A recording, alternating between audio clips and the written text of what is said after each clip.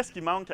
Il manque des logements. Un type de logement ne suffit pas à répondre à tous les enjeux qui pourraient être liés à l'itinérance. Il manque des logements sociaux, c'est le principal. Ce qui manque le plus là, dans les logements sociaux, je pense que c'est toute la reconnaissance du soutien communautaire. Du financement universel, récurrent, non par projet, qu'on n'avait pas nécessairement de critères fixes pour pouvoir avoir des logements. Les femmes qui vieillissent, il n'y a pas d'appartement adapté à leurs besoins. Il n'y a aucun financement récurrent pour assurer une équipe d'intervention stable et pérenne. Pour les personnes vieillissantes, atteintes du VIH, LGBT, quand tu rajoutes ça en plus, il y a encore moins de ressources. Je crois que c'est irréaliste de croire ou attendre que tout le monde soit capable à faire tout parfaitement tout le temps.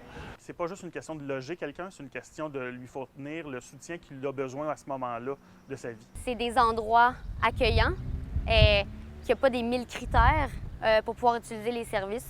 Les femmes ici, une fois qu'elles veulent passer à la prochaine étape de leur vie, en fait, on n'a pas d'endroit où les envoyer. Les endroits pour les personnes LGBT atteintes du VIH et vieillissantes. Il y a aussi les communautés autochtones, parce qu'il y a beaucoup d'itinérance chez les autochtones. Il y a aussi les femmes. Qu'il n'y ait pas de critères définis, que ça soit vraiment une universalité, tu acceptes la personne dans sa globalité. Oui, l'appartement qui est subventionné, oui, ça l'allège au niveau financier pour la femme, la famille, mais c'est pas tout ce que ça prend. Le toit, c'est une chose, mais tous les espaces communs que je parlais, c'est ça qui est important.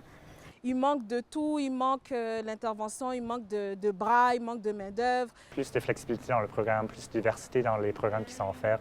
Qu'il n'y ait pas de contraintes de temps, d'hygiène, d'animaux.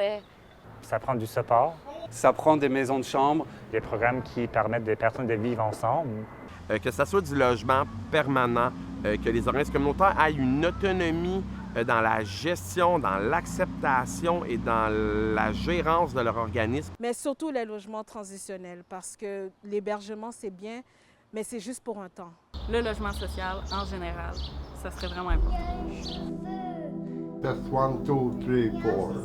Ça m'a l'air de ça, un être humain.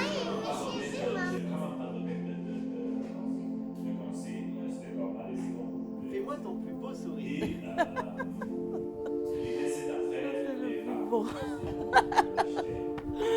Oh boy. Merci. Yes, merci. Beaucoup. Merci beaucoup. C'était cool ça, Leïla. Merci beaucoup. OK, on coupe.